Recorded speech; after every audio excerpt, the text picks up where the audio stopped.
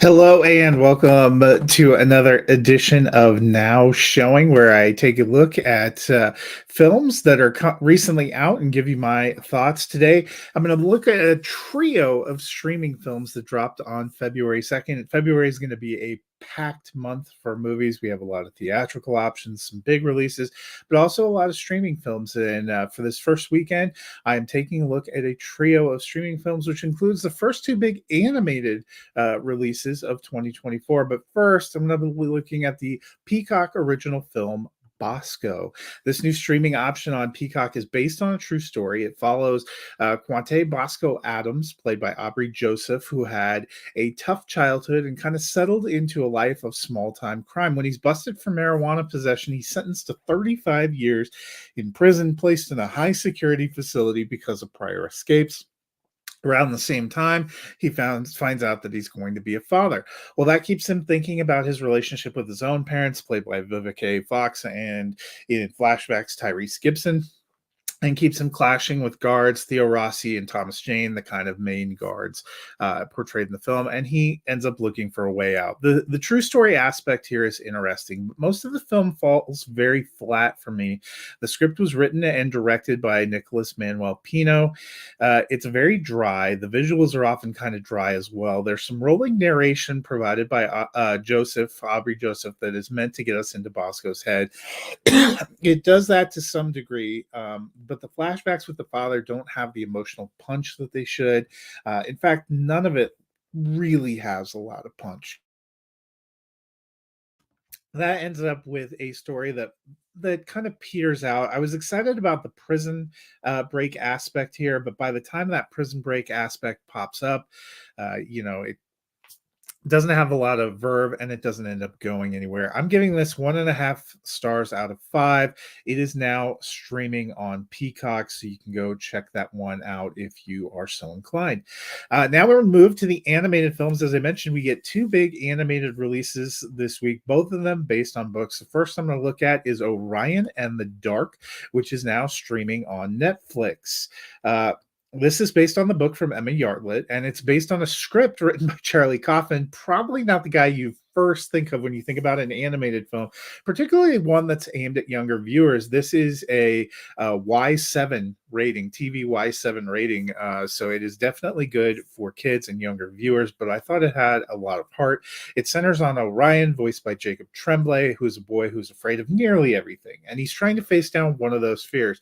He meets Dark, voiced by Paul Walter Hauser. He wants to change Orion's perspective. They go on a 24-hour adventure so that Orion can learn and understand and appreciate the dark and all the pieces of the dark. And it also turns out that an older version of Orion, voiced by Colin Hanks, is a father who's also recounting this story to his own daughter, Hypatia, to help her overcome her own fears of the dark. This ends up being a very sweet, multi-generational family tale. I really enjoyed the story and the construction here.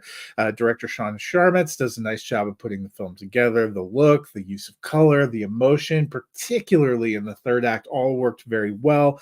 I was drawn to the story. I appreciated the final product, and I was very taken, especially with that kind of third act and the multi-generational aspect. This is a sweet film. I think it's definitely one that's worth checking out. I'm giving it 3 out of 5 stars. As I mentioned, it is now streaming on Netflix, only about an hour and a half, so it doesn't wear out its welcome. The next animated feature, this one on Paramount Plus, is The Tiger's Apprentice. This one is also based on a book. It comes from the novel by Lawrence Yep.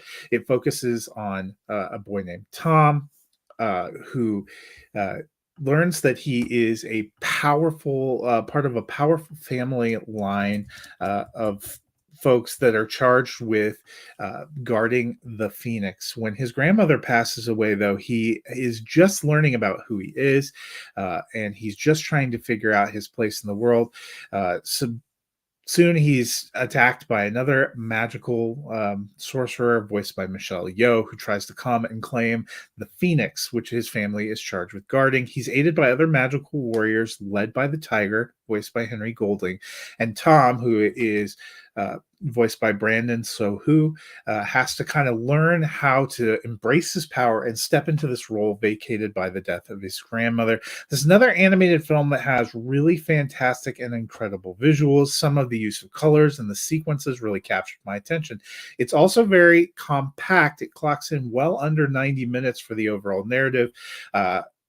And the overall story. But unfortunately, I didn't get as strong an emotional connection to the characters and the world here as I did with Orion and the Dark and some of the other better animated features that I've seen. I enjoyed the arc of the story. I really enjoyed the visuals. The voice performances are great. There's a very talented voice cast. It also includes Lucy Liu, Sherry Cola, Sandra Oh, very talented group that is participating in this, but I wasn't as invested in Tom's journey as I thought I could have.